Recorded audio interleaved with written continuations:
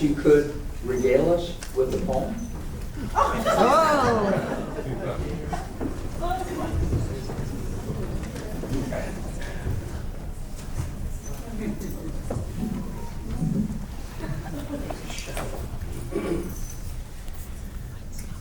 The Raven.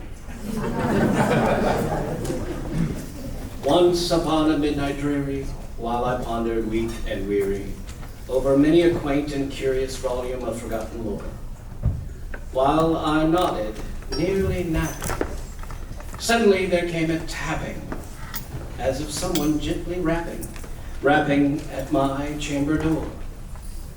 "'Tis some visitor," I muttered, "tapping at my chamber door. Only this, and nothing more." Ah, distinctly I remember, it was in the bleak December, and each separate dying ember wrought its ghost upon the floor.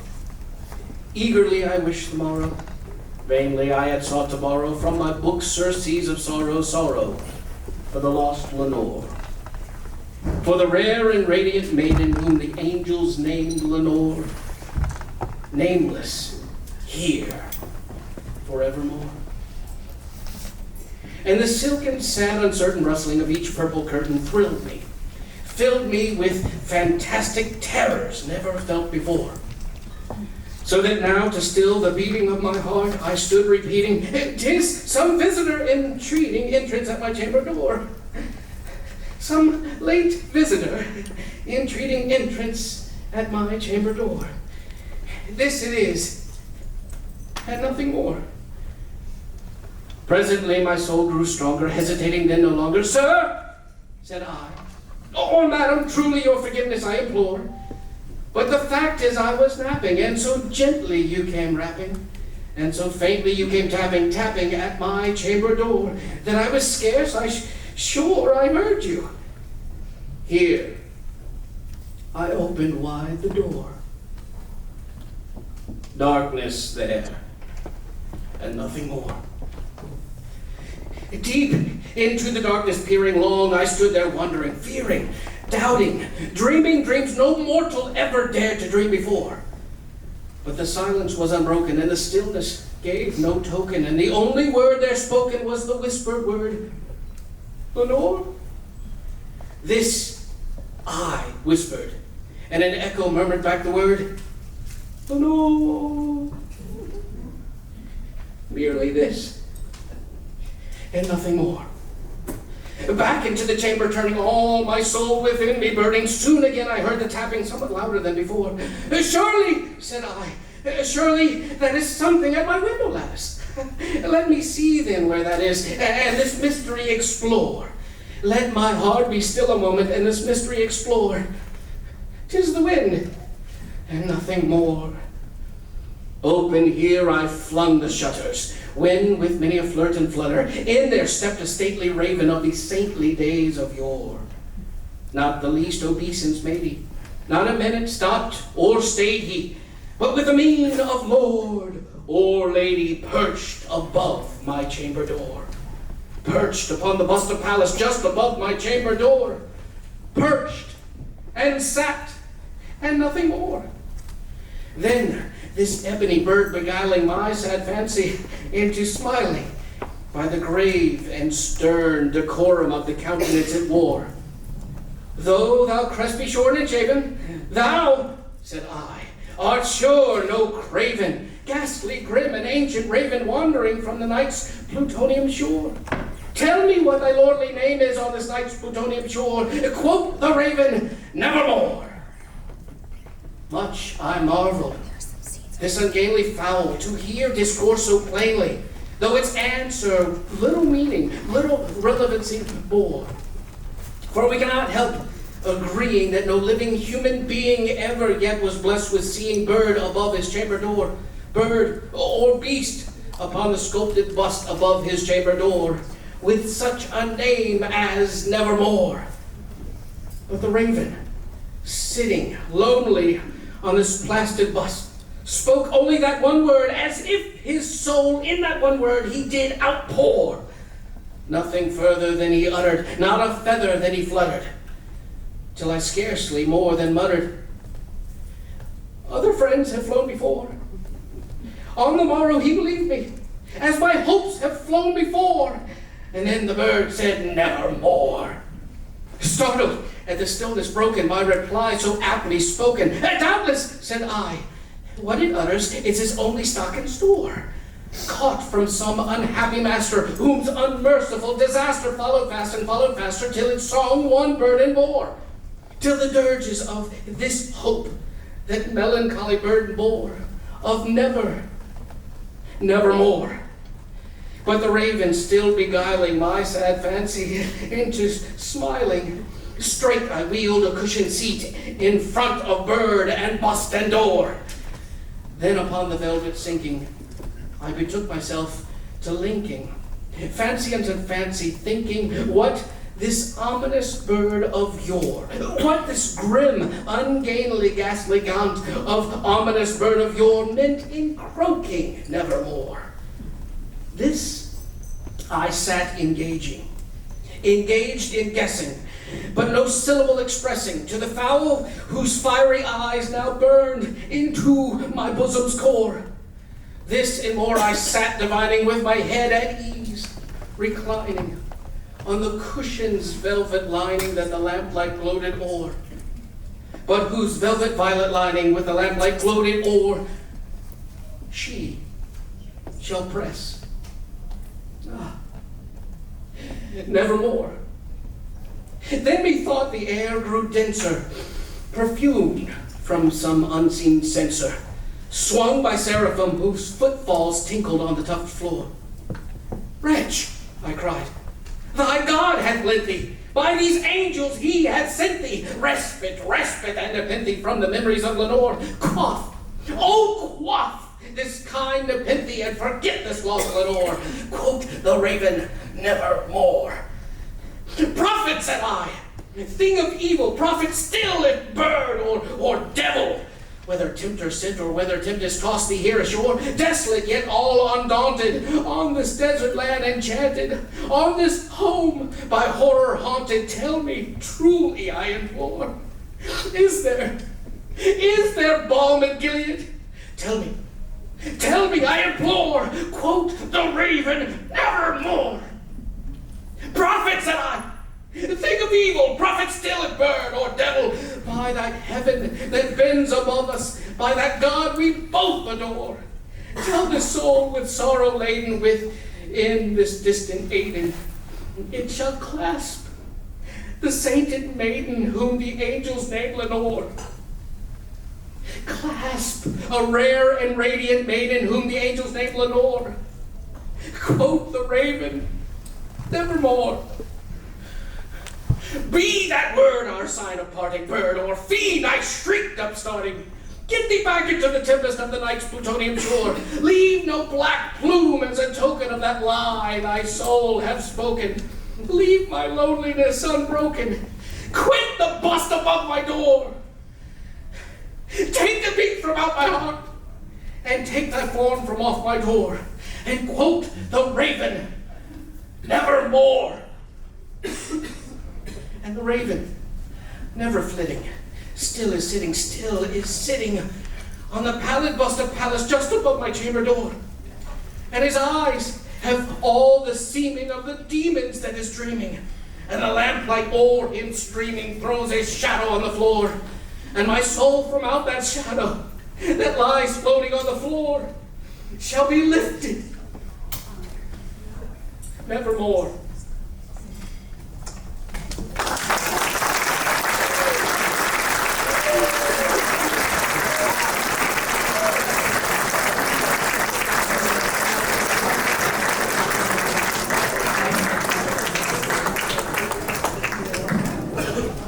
Wow.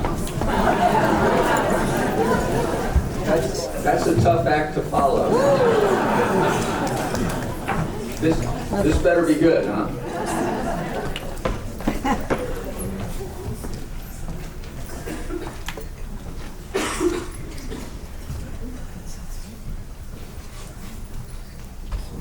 The clutch of well-heeled university students seated around a large oval drop-leaf table in Monticello's dining room. immediately quieted down as the resurfaced door from the parlor opened slowly. Wide-eyed they stood and turned to greet the master of the household. From atop the mantelpiece, as if in celebration of the occasion, the alabaster pillar clock began striking 4. It was a spring afternoon in the year 1826, a Sunday. As the 83-year-old Thomas Jefferson entered the room, the students stiffened, staring. He looked thin, frail, disheveled, and to the aspiring young scholars, his many-layered clothing seemed to have come from a far distant time, an impression that merely added to his image as the very embodiment of the revolutionary spirit. He coughed. Right. Good job. And his slippers loudly rasped the floor as he shuffled forward, piercing the moment's uncomfortable silence. With the great man's approach, youthful anticipation filled the elegant dining room. But if the students expected the ex-president to dine at their table, they were sorely disappointed. Instead, Jefferson continued past, glancing and nodding at them in recognition, and was escorted into his adjoining tea room. There he sat by himself, safely ensconced beneath a set of busts celebrating American heroes: John Paul Jones, Benjamin Franklin, George Washington, and the Marquis de Lafayette. Seated together among the attendees were 19-year-old John Bankhead Magruder from Port Royal, Virginia, and a very French-looking classical scholar, 17-year-old Edgar Allan Poe. Magruder, who later gained notoriety as a Confederate Major General, was fond of recounting the event. When Magruder complained that Mr. Jefferson was obviously not going to speak with them, Poe's response was animated. "Of course he will," Poe said, as Magruder remembered. "He merely wishes to eat his vegetables in peace. Once this cloth is removed, we'll retire to the parlor with our host. Then we'll have an interesting conversation." Magruder was unconvinced. Nonetheless, the budding poet took a long sip of cider and said he was already thinking about how he would introduce himself to the former president. Along with his foster father, John Allen of Richmond, Poe said he had once visited with one of Jefferson's dearest friends, John Hartwell Cock. According to Magruder, Poe claimed that that would be his entree. What did Poe and Jefferson discuss? Unfortunately, we'll never know.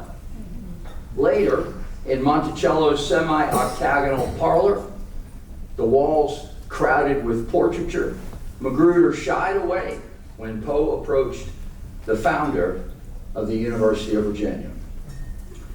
Actually, that's not the real reason we'll never know about their conversation. The real reason is that my little story here is apocryphal. I made the whole thing up.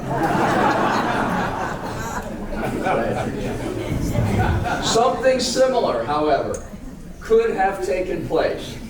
Charlottesville's own Virginius Dabney wrote that Poe is presumed to have dined at Monticello.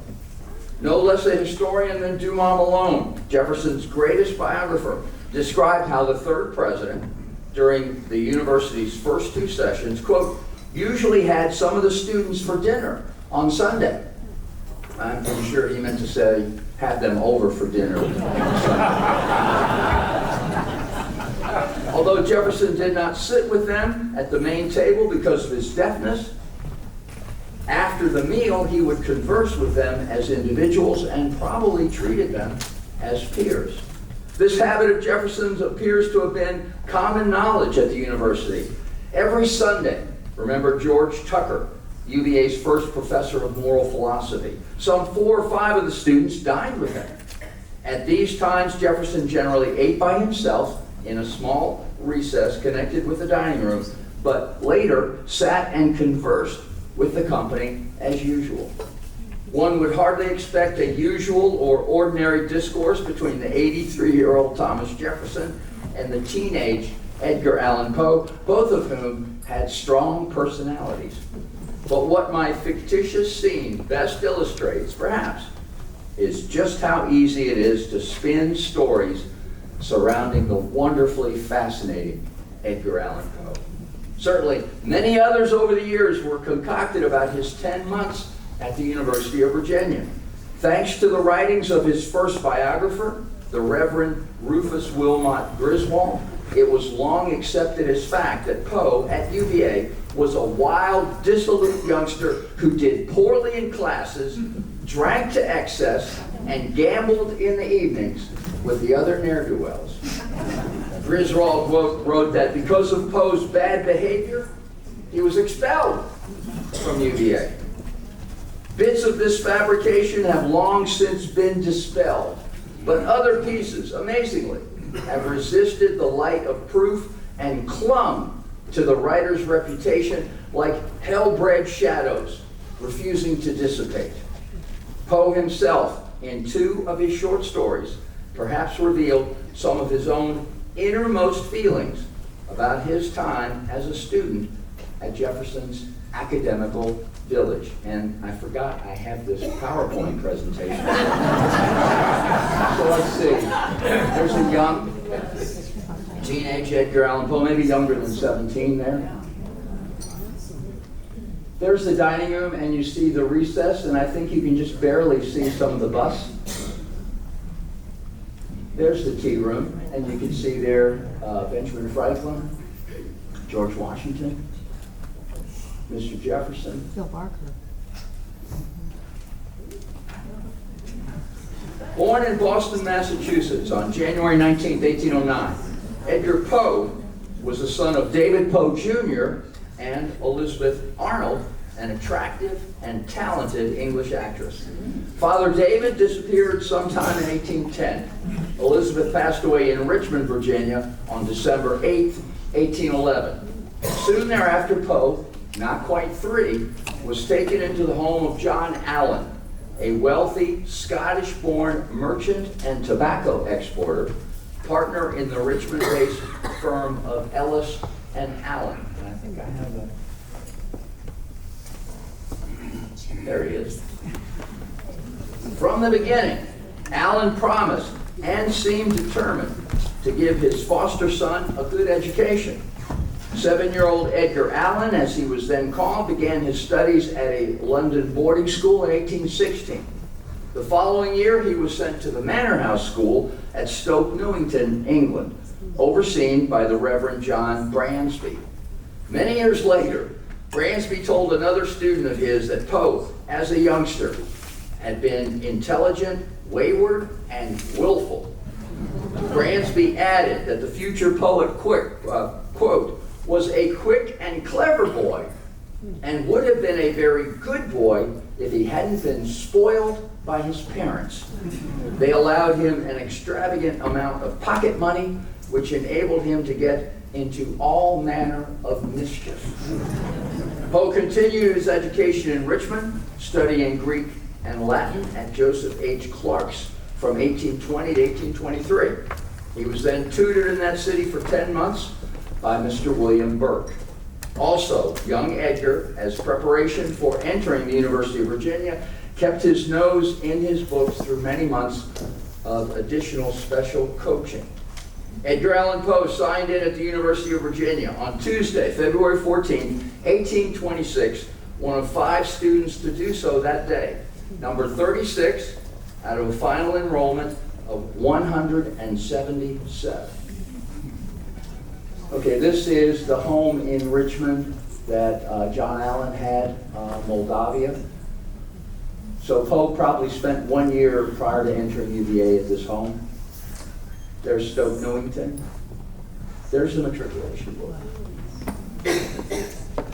At the time, the UVA grounds, known then as the precincts, were still in a raw and unfinished state. The central 2-acre lawn, treeless with but scattered patches of grass, featured cows, pigs, and chickens roaming free. Oh, it gets worse. The over 200 chimneys spewed thick smoke that at times hung over everything like a pall. According to one writer, flies swarmed around the piles of garbage tossed out from the hotel kitchens, and it was difficult to avoid the strong odor emanating from the school's large stables. The university's centerpiece, Jefferson's gorgeous rotunda, based on the Roman Pantheon, sat on the northern edge minus its south-facing portico and columns. When Poe arrived, he was 13 days late for the beginning of the university's second session. The institution's matriculation book, which still survives, clearly shows Poe's name, unfortunately not in his own hand, misspells his foster father's name as Allen, A-L-L-E-N, instead of A-L-L-A-N, records his residence as Richmond, and discloses that he elected to attend two schools, ancient and modern languages.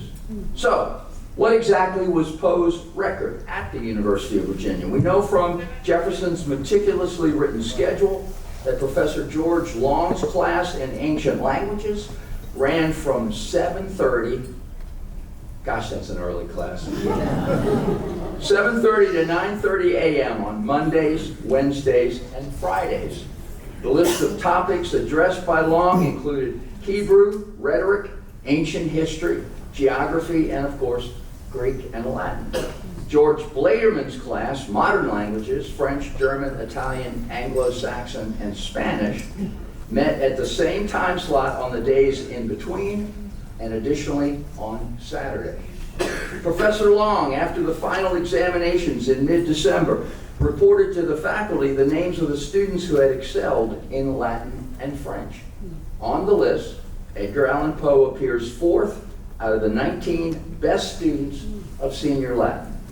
Similarly, Bladerman placed the writer 6th out of his 8 young scholars most proficient in senior French, although it should be noted that this list is alphabetical. Kind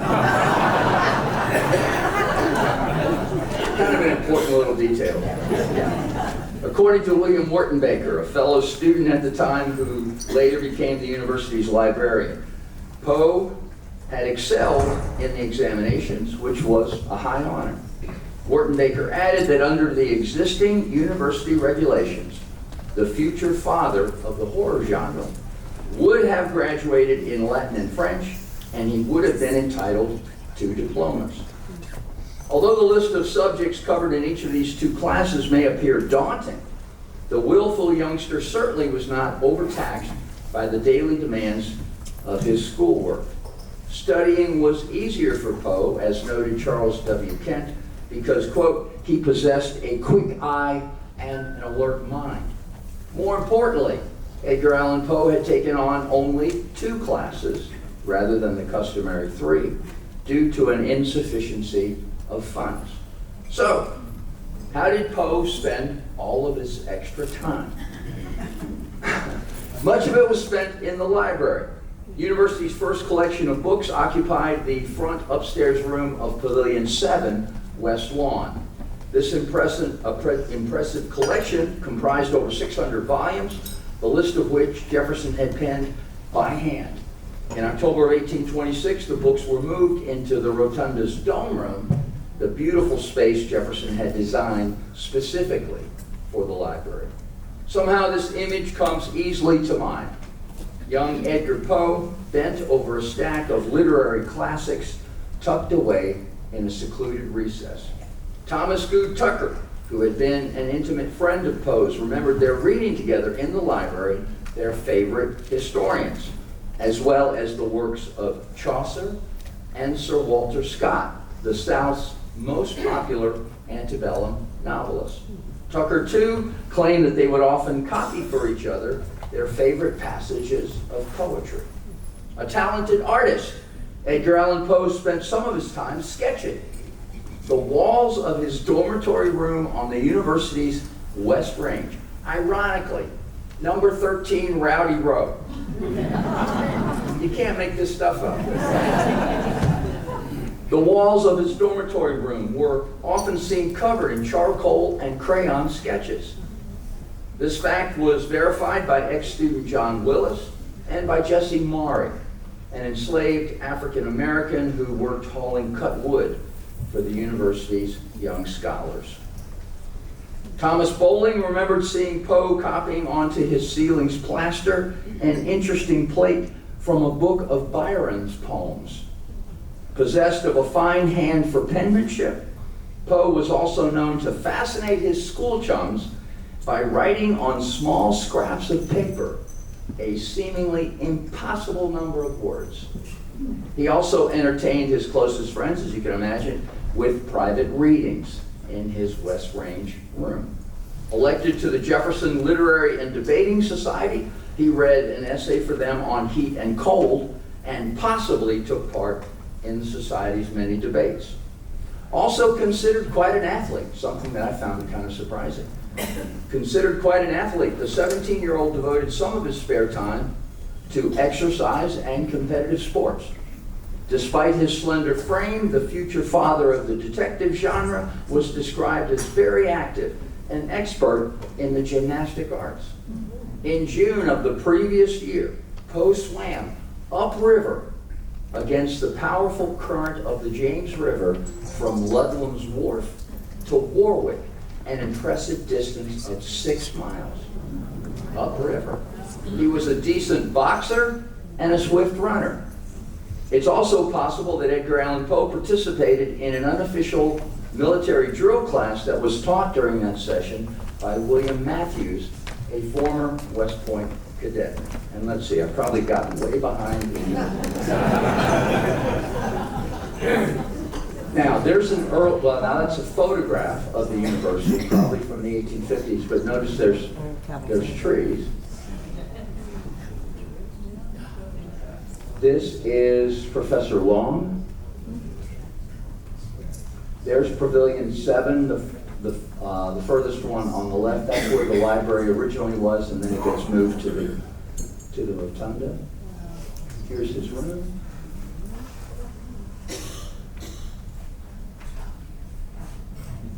His athleticism was also exhibited in his love for taking long, solitary hikes out into the Albemarle County countryside. Over the years, Poe aficionados have wondered whether any of the youngsters' university experiences ever found their way into his work. His story, entitled A Tale of the Ragged Mountains, published in Godey's Ladies' Book in April of 1844, provides us with a resounding yes. Set in Charlottesville, Virginia in 1827, the story's protagonist is Mr. Augustus Bedloe, a very peculiar and sickly individual being treated by a Dr. Templeton, quote, a convert in great measure to the doctrine of Franz Mesmer, unquote. Suffering from neuralgia, Bedloe is, quote, in the highest degree sensitive and excitable, and is in the habit of taking a very large dose of morphine, immediately after a cup of strong coffee every morning.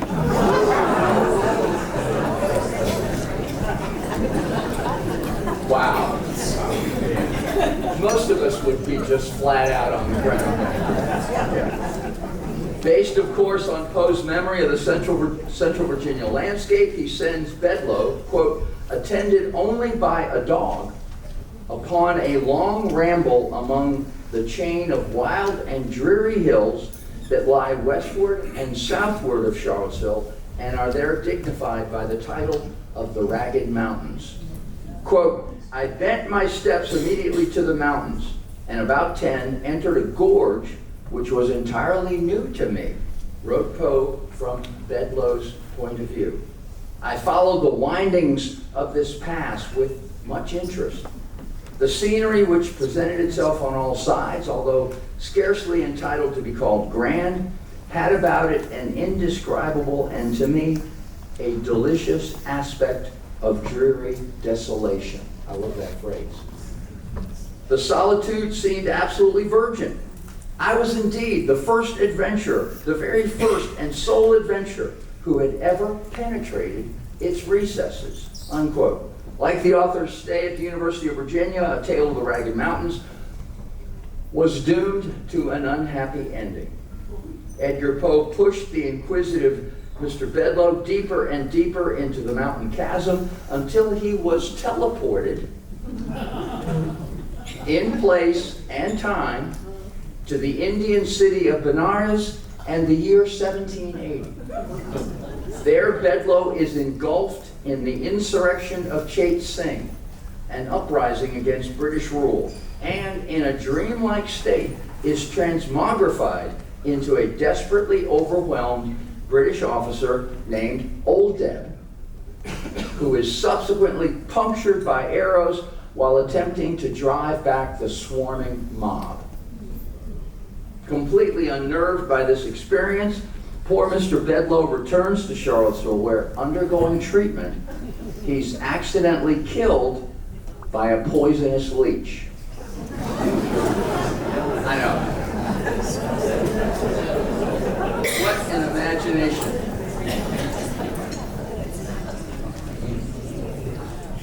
I really needed that.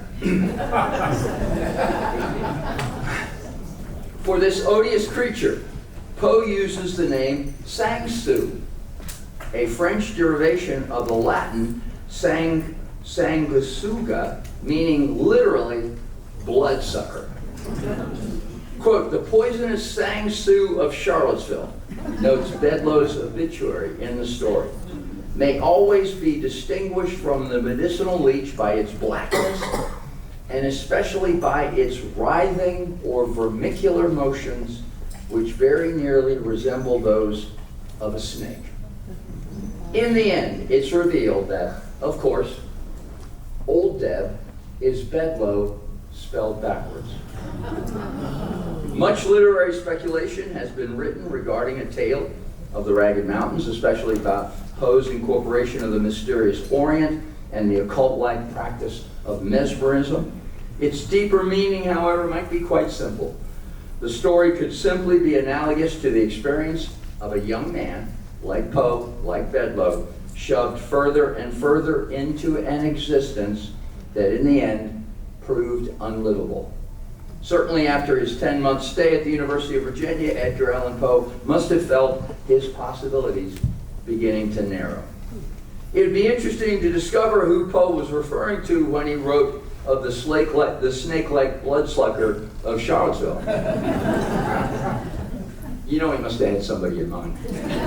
Interesting, too, is his description of the story's main character, a description that sounds strikingly like himself as a young man. Quote, his eyes were abnormally large, he wrote of Bedloe, and round, like those of a cat.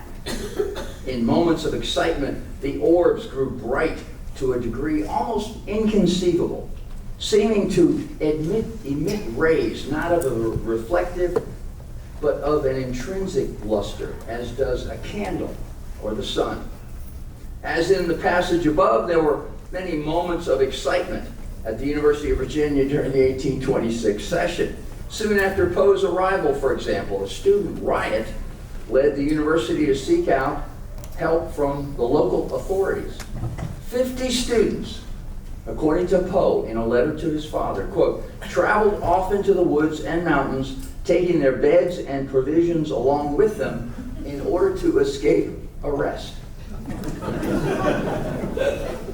The exaggeration of Poe's involvement in several such incidents led to what, for a while, became the commonly accepted description of his life at the University of Virginia. Indeed, the Reverend Rufus Wilmot Griswold, amazingly, Poe's executor and his literary executor and his first biographer, described the youngster attending UVA as a self-conceited person with no moral susceptibility. Yeah, a Poe contemporary, Griswold worked as a journalist, editor, poet, and critic.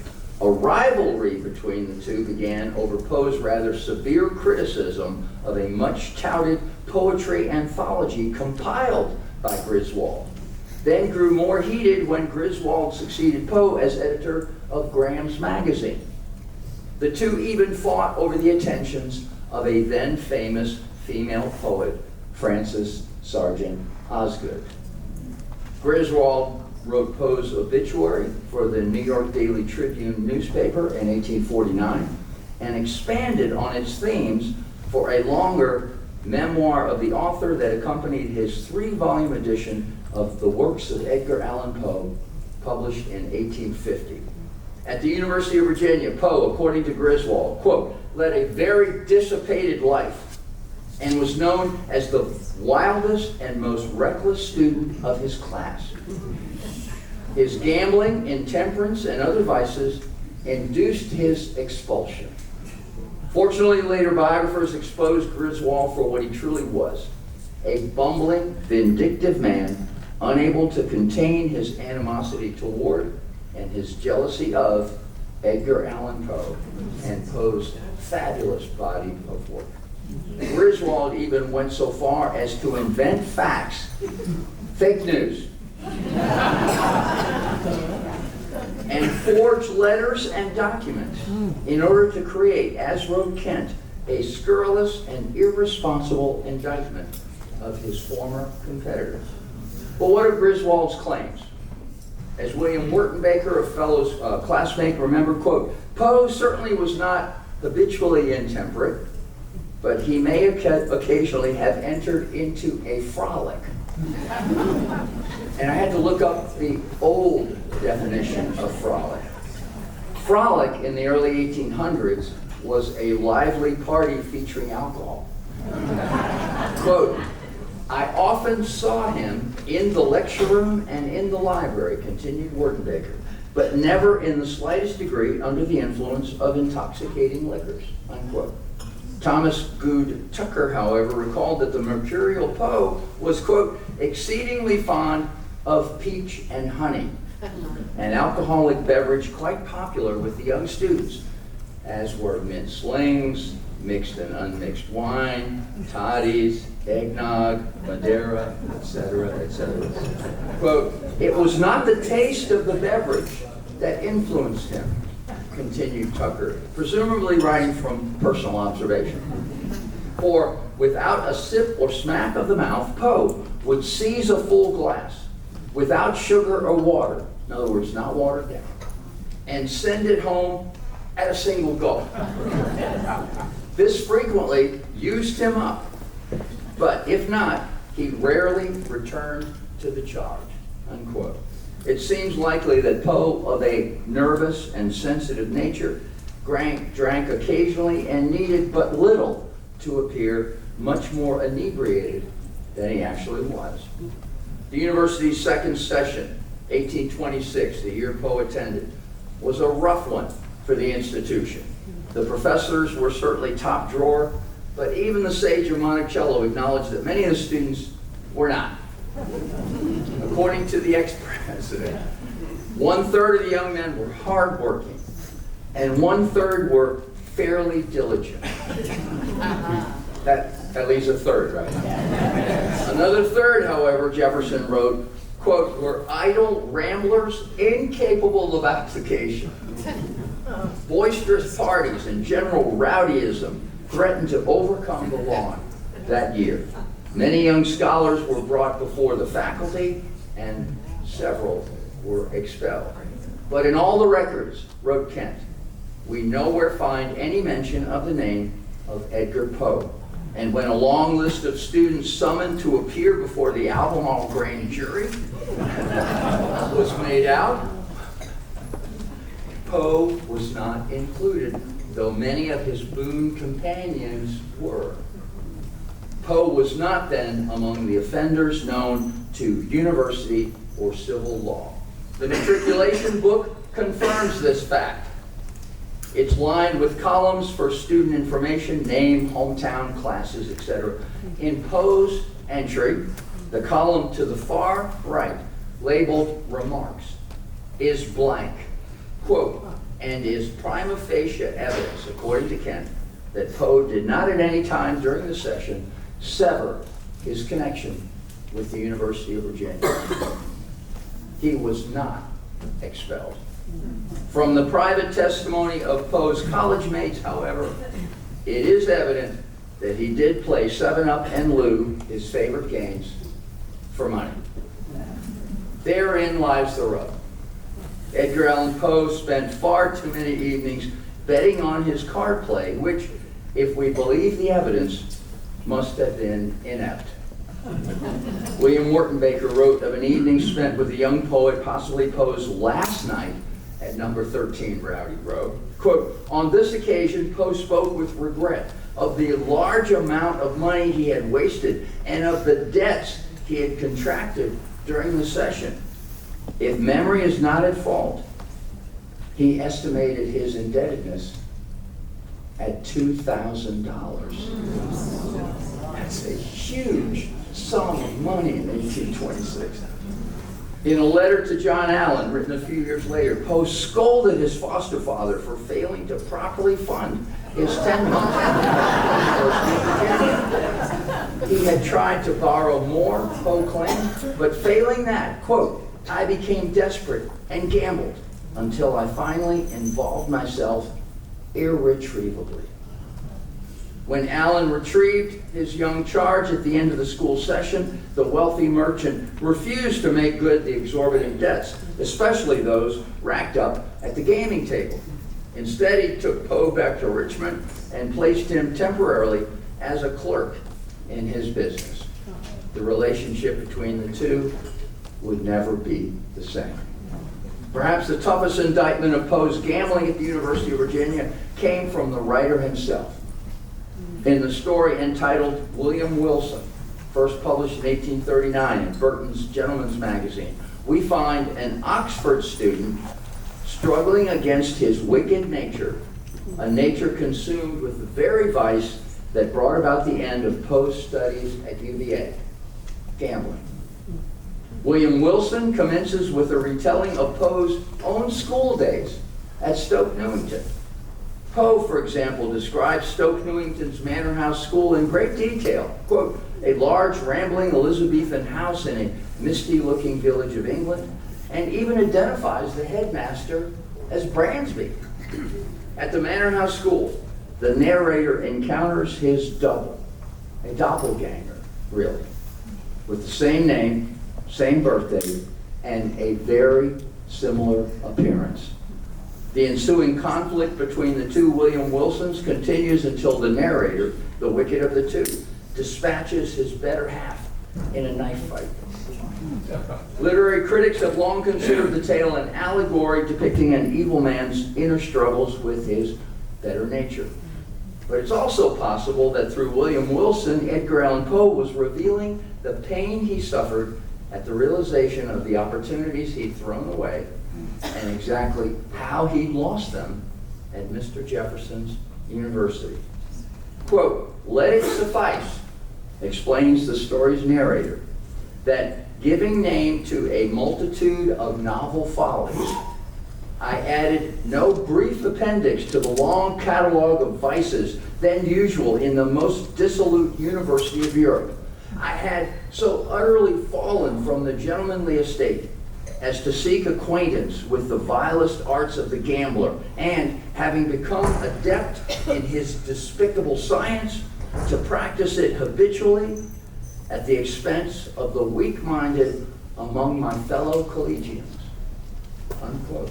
Here we see, perhaps, Edgar Allan Poe damning the vulture-like or blood-sucking nature of those who had preyed on his innocence in the after hours at UVA. Edgar Allan Poe, in his brief career, created works of fiction which, to this day, many maintain, shine with a brilliance unmatched in that great competitive galaxy of American literature.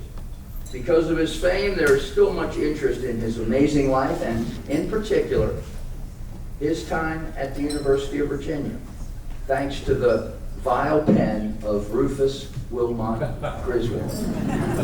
Quote, "The name of Poe still has a kind of magic," wrote Floyd Scovel, "and the false image created by Griswold still survives in the popular mind. Hopefully, modern readers will search past the shadows, brush away the cobwebs, and discover for themselves the 17-year-old boy who once walked the UVA lawn, hiked into the Ragged Mountains, and perhaps, just perhaps, discuss a mutual acquaintance with the sage of Monticello. Thank you.